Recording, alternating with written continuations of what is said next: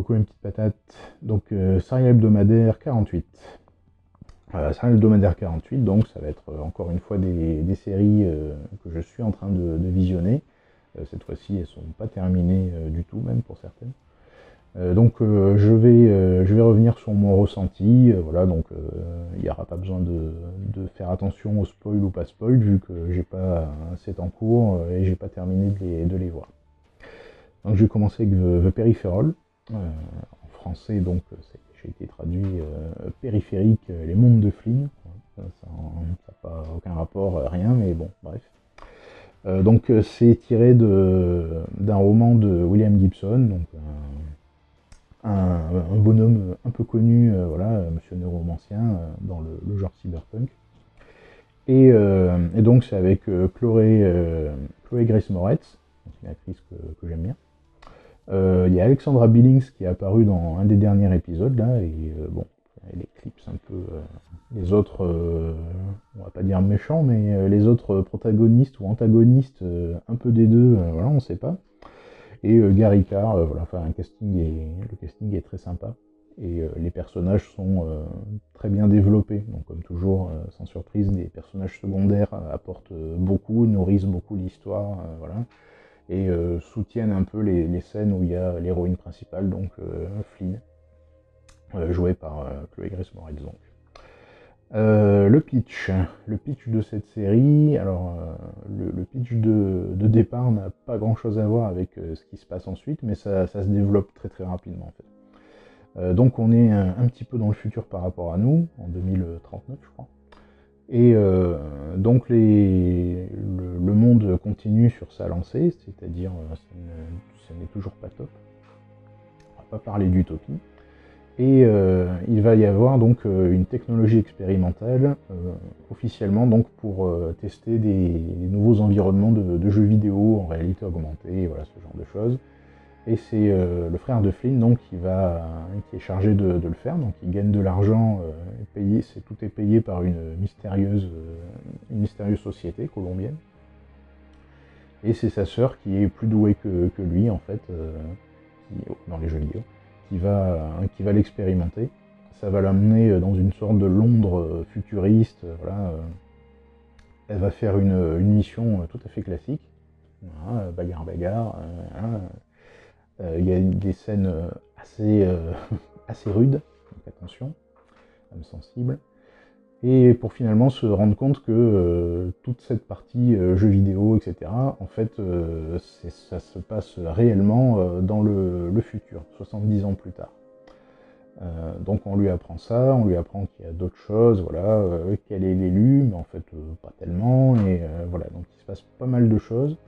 Les gens du futur donc vont lui cacher des choses, vont lui en révéler, ont leurs propres agendas.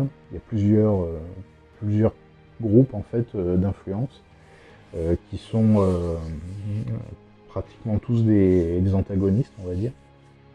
Et donc elle va comprendre que sa réalité à elle, ne va pas engendrer ce futur-là. En fait, on va comprendre que les gens du futur, à chaque fois qu'ils contactent, donc là avec une technologie expérimentale, à chaque fois qu'ils contactent en fait le passé, ils créent une réalité alternative qu'ils appellent des fragments. Donc certains fragments sont utilisés pour faire des expériences sociales, tester du matériel, de la technologie, en évitant justement de contaminer le peu d'humains qui restent, car il s'est passé ce qu'ils appellent le jackpot. Le jackpot, c'est une pandémie, une guerre civile américaine, une crise boursière, tout ça en quelques années. Donc du coup, l'humanité a été pratiquement éradiquée, il n'y a pratiquement plus personne. Et donc ils essaient de retaper un peu tout ça, tout en continuant à ayant les vilains travers des êtres humains. C'est très sympa.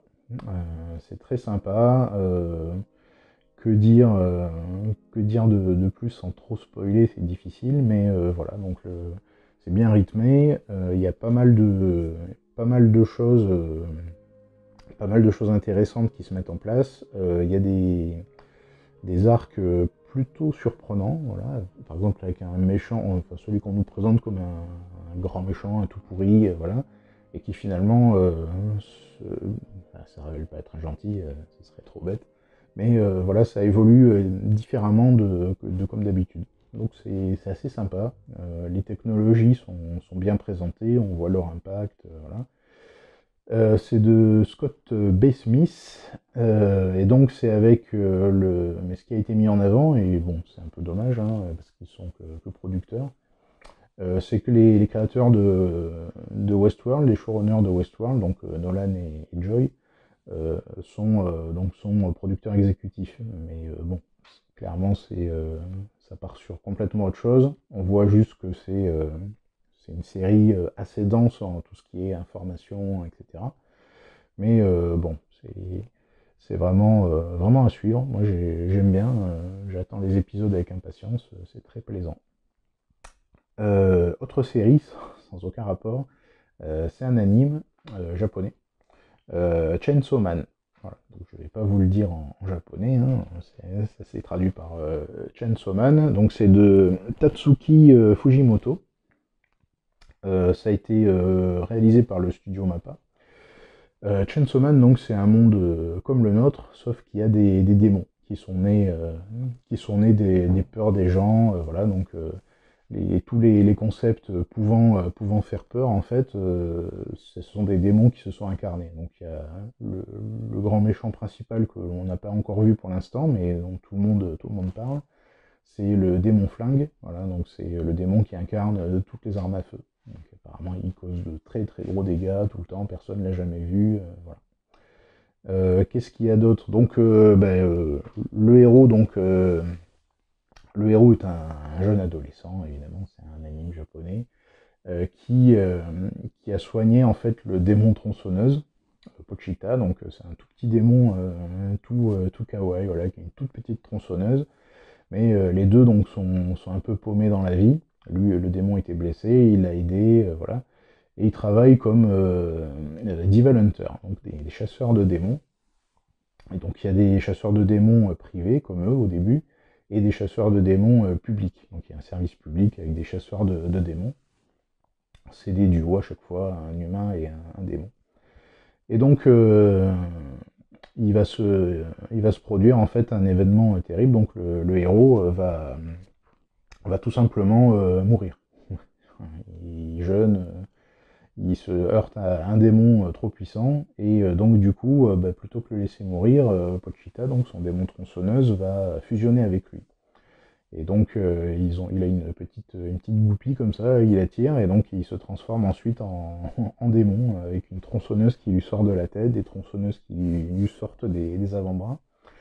Et donc il va se faire repérer par l'organisation publique des chasseurs de démons. Il va travailler pour eux. Voilà. Donc, ils vont affronter pas mal de démons. Il y a une intrigue qui se met en place. Donc je sais que le manga papier donc, est beaucoup plus développé parce qu'il y a beaucoup d'épisodes. Il y en a vraiment beaucoup. Donc je sais qu'il y a tout un truc autour de roi démon, des choses comme ça. Enfin voilà, donc on va découvrir ça lentement à notre rythme avec l'anime. C'est hyper dynamique. C'est évidemment des épisodes courts, hein, une vingtaine de minutes. C'est très marrant, et comme souvent en fait c'est assez touchant. Les personnages se détestent et tout, malgré tout ils ont des points communs, donc ils essaient de travailler ensemble et puis ils comprennent ce que ressentent les autres, pourquoi ils en sont arrivés là. Enfin voilà, c'est très bien fichu, ça va vite, c'est bien rythmé, ça part souvent dans du grand n'importe quoi. Et puis voilà, donc ça c'est Chainsaw Man, très bonne surprise même. C'est quelque chose, je suis pas trop spécialisé en anime, mais voilà, donc quand je tombe sur des petites pépites comme ça, ça me va très bien. Pour finir ce serial hebdomadaire 48, je vais vous parler d'une série donc de Taylor Sheridan.